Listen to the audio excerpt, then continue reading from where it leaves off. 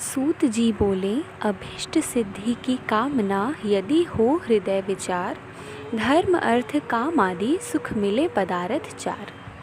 व्रत कथा। प्राचीन काल की बात है।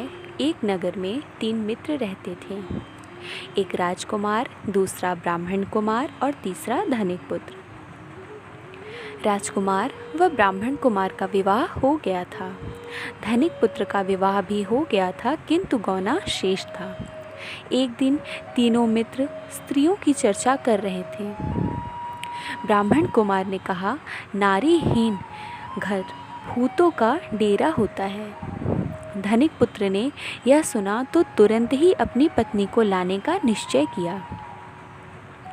माता पिता ने उसे समझाया कि अभी शुक्र देवता डूबे हुए हैं, ऐसे में बहू बेटियों को उनके घर से विदा करवा लाना शुभ नहीं होता। किंतु धनिक पुत्र नहीं माना और ससुराल जा पहुंचा। ससुराल में भी उसे रोकने की बहुत कोशिश की गई, मगर उसने जिद नहीं छोड़ी। माता पिता को भी विवश होकर अपनी कन्या की विदाई करनी पड़ी।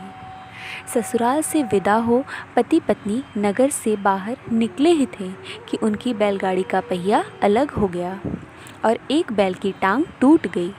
दोनों को काफ़ी चोटें आईं। फिर भी वे आगे बढ़ते रहे। कुछ दूर जाने पर उनकी भेंट डाकुओं से हो गई। डाकू धन धान्य लूट ले गए। दोनों रोते पीटते घर पहुँचे। वहाँ धनिक पुत्र को सांप ने डस लिया। उसके पिता ने वैद्य को बुलवाया। वैद्य ने निरीक्षण के बाद घोषणा की कि धनिक पुत्र 3 दिन से ज़्यादा नहीं जिंदा रहेगा। जब ब्राह्मण कुमार को यह समाचार मिला तो वह तुरंत आया। उसने माता पिता को शुक्र प्रदोष व्रत करने का परामर्श दिया और कहा, इसे पत्नी सहित वापस ससुराल भेज दें।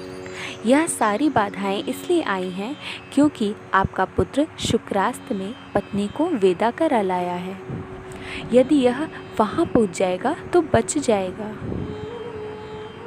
धनिक को ब्राह्मण कुमार की बात ठीक लगी। उसने वैसा ही किया। ससुराल पहुँचते ही धनिक कुमार की हालत ठीक होती चली गई। शुक्र प्रदोष के महात्म्य से सभी घोर कष्ट टल गए।